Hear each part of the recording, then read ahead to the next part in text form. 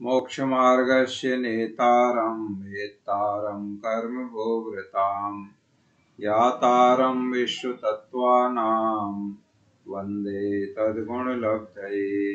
जीव के एक स्थान से दूसरे स्थान पर्याय परिवर्तन की व्यवस्था किस प्रकार होती है, अर्थात मृत्यु के बाद क्या होता है, नया जन्म कैसे होता है, इसके बारे में विस्तार से आपको बताया गया है। सूत्र नंबर 30 तक आपने समझ लिया है। अब आज हम समझेंगे मृत्यु के बाद जिसे नया जन्म कहते हैं, तो वह जन्म कैसे होता है, कितने प्रकार से होता है, इसका वर्णन आज किया जाएगा। सूत्र नंबर 31 दोहराएंगे। सम्मूर्छन गर्भोपपादा जन्म। सम्मूर्छन गर्भोपपादा जन्म अर्थात जन्म तीन प्रकार के होते हैं।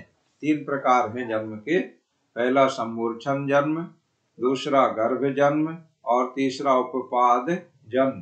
देखो, सम्मूर्छन जन्म कहलाता है जो माता पिता के संबंध के बिना सब ओर से पुद्गलों को ग्रहण करके जो शरीर की रचना हो जाती है, उसे सम्मूर्छन जन्म कहते हैं। पहला जन्म सम्मूर्छन जन्म है, इसमें माता पिता के सहयोग की आवश्यकता नहीं होती है। दूसरा होता है गर्भ जन्म, जो स्त्री के उदर में माता पिता के रजवीर के मिलने से शरीर की रचना होती है, उसे गर्भ जन्म कहते हैं। और तीसरा होता है उपपाद जन्म, जहाँ जाते ही एक अंतर मुहूर्त में पूर्ण शरीर बन जाता है, और ऐसे जो देव और नारकियों के जन्म हैं वे उपपाद जन्म कहलाते हैं। इस प्रकार संपूर्ण सृष्टि ये तीन प्रकार के जन्म से जीव उत्पन्न होते हैं, मतलब नई पर्याय ग्रहण करते हैं। एक पर्याय को छोड़ करके, जैसे मरण कहते हैं, नवीन पर्याय को ग्रहण करने की जो व्यवस्था है उसे जन्म कहते हैं। तो ये तीन प्रकार के जन्म होते हैं।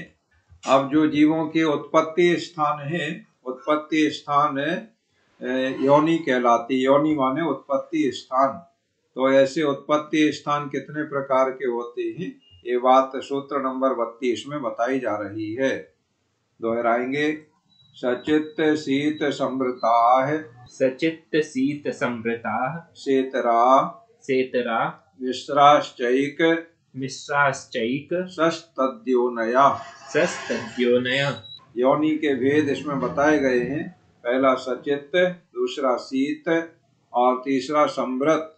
इसके बाद सेतरा। सेतरा माने इनके उल्टे। सचित्त का उल्टा अचित्त, शीत का उल्टा उष्ण और समृत का उल्टा विवृत। और मिश्रा, मिश्र माने इनके मिले हुए, माने सचित्त अचित्त का मिला हुआ एक रूप मिश्र। इसी तरह से शीतोष्ण का मिला हुआ रूप है शीतोष्ण। इसी तरह समृत विवृत का मिला हुआ रूप है समृत विवृत। ऐसे योनि के 9 भेद हो जाते हैं। अर्थात जीवों के उत्पन्न होने के स्थान ये 9 प्रकार के होते हैं, जिसे 9 योनियां कहते हैं। अब पहला है सचित्त योनि। तो सचित्त योनि, सचित्त का मतलब होता है चेतना सहित। ऐसा स्थान जो चेतना सहित है और वहां पर जीव उत्पन्न हो रहा है, जन्म ले रहा है, तो वो सचित्त योनि कहलाएगा। और अचेतन, अचित्त योनि कहलाता है जो चेतना सहित स्थान नहीं है, वो अचित्त योनि कहलाता है। और दोनों रूप हो, माने सचित्त भी और अचित्त भी, दोनों का मिश्र रूप होए, तो उसे सचित्ताचित्त योनि कहते हैं। इस तरह सचित्त के और अचित्त के संयोग से मिश्र मिलाकर के 3 भेद हो गए। फिर शीत और उसका उल्टा उष्ण और मिश्र रूप में शीतोष्ण। तो जहाँ शीत स्पर्श रूप हो उसे शीत योनि कहते हैं, और जहाँ स्पर्श उष्ण रूप हो तो उष्ण योनि कहते हैं, गर्म।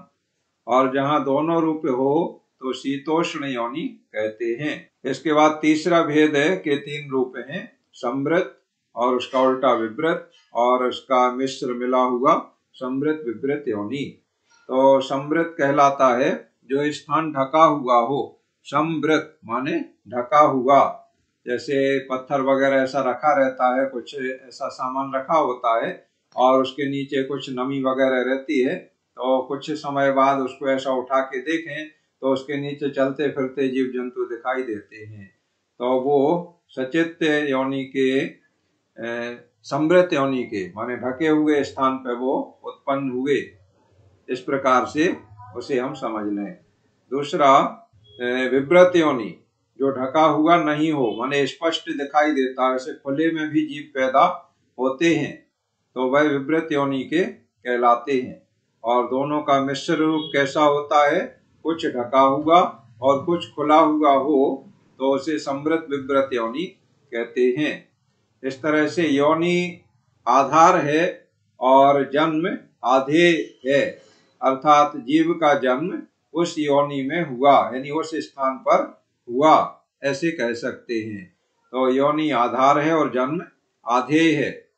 सचित आदि योनियों में जीव सम्मूर्छन आदि जन्म लेकर के उत्पन्न होते हैं, क्योंकि यहाँ माता पिता का संयोग नहीं होता है तो वहाँ सम्मूर्छन जन्म वाले जीव उत्पन्न होते हैं। बहुत सारी योनियां कुछ उदाहरण के रूप में बताई गई हैं, जैसे देव और नारकियों की योनि अचित्त होती है, शीत और उष्ण तथा समृत होती है।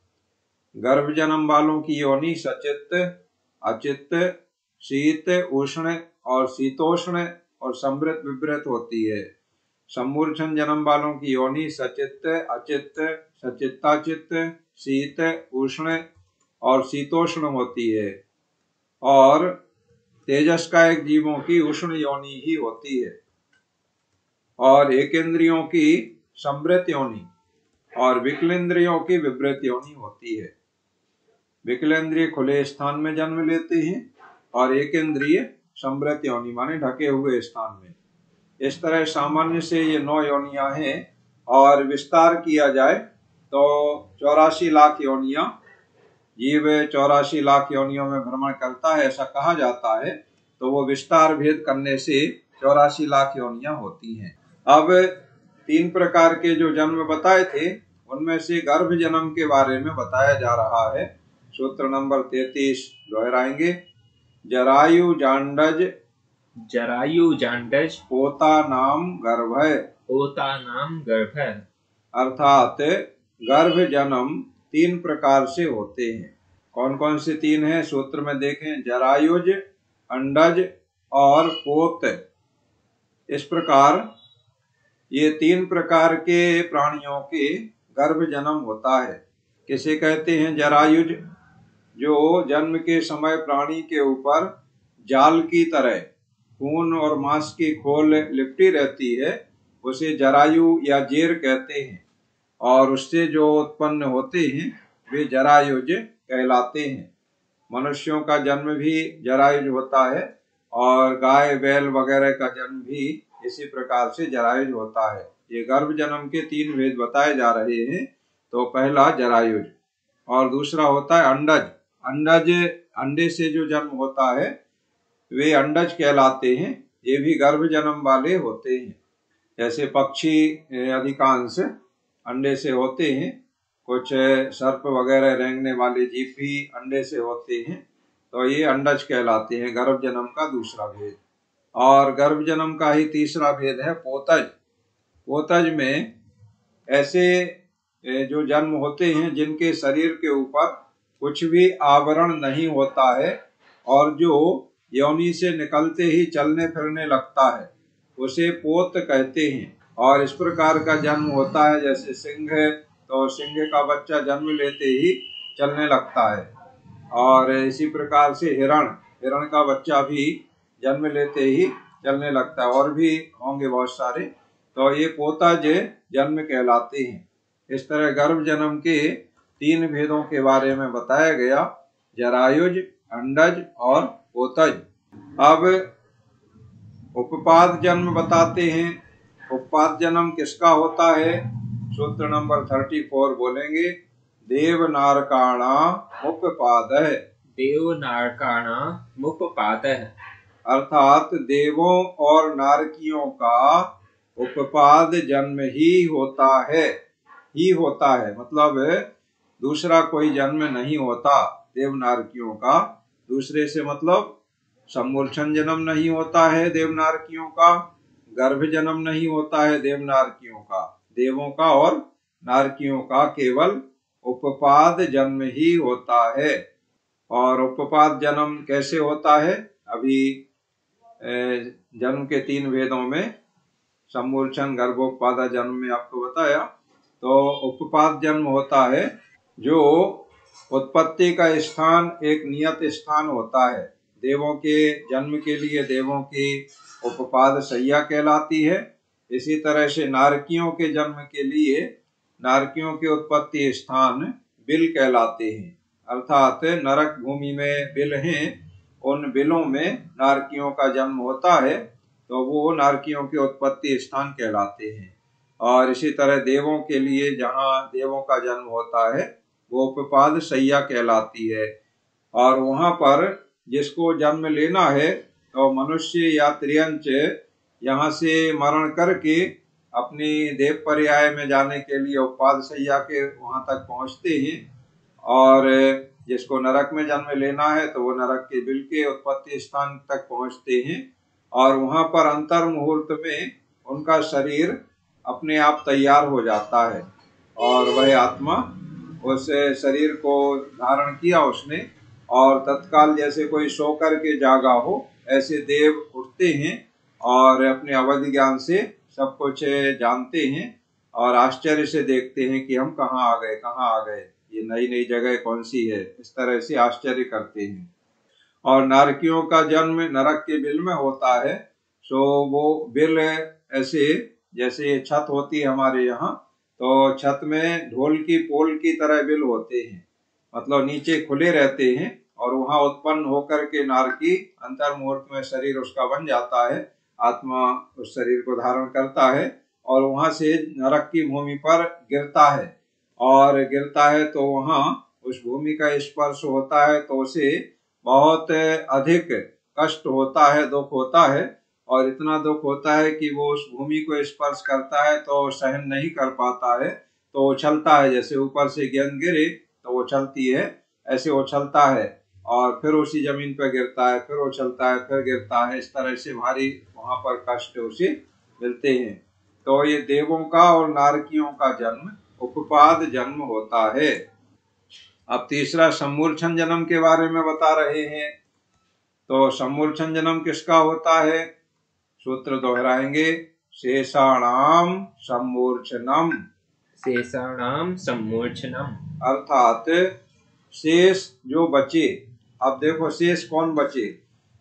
एक तो उपपाद जन्म बता दिया देवों और नारकियों का, एक गर्भ जन्म बता दिया, उसके 3 भेद बता दिए, जरायु जंडज और पोतज। तो जरायु जंडज और पोतज मनुष्यों और त्रियंचों में होते हैं। इसके बाद शेष जो बचे माने गर्भ जन्म और उपपाद जन्म वालों को छोड़कर शेष जो बचे ऐसे एक इंद्रिय जीवों का, विकलेंद्रिय जीवों का और कोई कोई पंचेंद्रिय जीवों का भी सम्मूर्छन जन्म होता है। इस प्रकार से सम्मूर्छन जन्म किसे कहते हैं, कैसे होता है, पहले बता दिया गया है सम्मूर्छन गर्भोत्पादा जन्म सूत्र नंबर 31 में, कि जो माता पिता के रज और वीर्य के सहयोग के बिना अपने से ही जो पुद्गलों को ग्रहण करके आत्मा और उससे को शरीर को धारण करते हैं, ऐसे वो सम्मूर्छन जन्म वाले कहलाते हैं। तो ये शेष जीवों का सम्मूर्छन जन्म होता है। इस प्रकार से जन्म की बात यहाँ पर पूरी हो गई। अब आगे शरीर के बारे में बताया जाएगा। जिनके जन्म की अभी हमने बात की, पहले मृत्यु की बात हुई, मरने के बाद क्या होता है, जीव कहाँ जाता है, कैसे जाता है, ये विस्तार से बताया गया। उसके बाद अब जन्म के भेद और उत्पत्ति स्थान के बारे में बता दिया गया है। अब आगे जन्म जो होता है, शरीर धारण करता है जीव, तो वो शरीर कितने प्रकार के होते हैं, कैसे कैसे होते हैं, किसके कौन सा शरीर होता है, इसके बारे में विस्तार से वर्णन किया जाएगा। उसे आप लोग अगली क्लास में समझेंगे। अभी अपना पाठ सुना दें और कोई प्रश्न जिज्ञासा है उसका समाधान कर दें।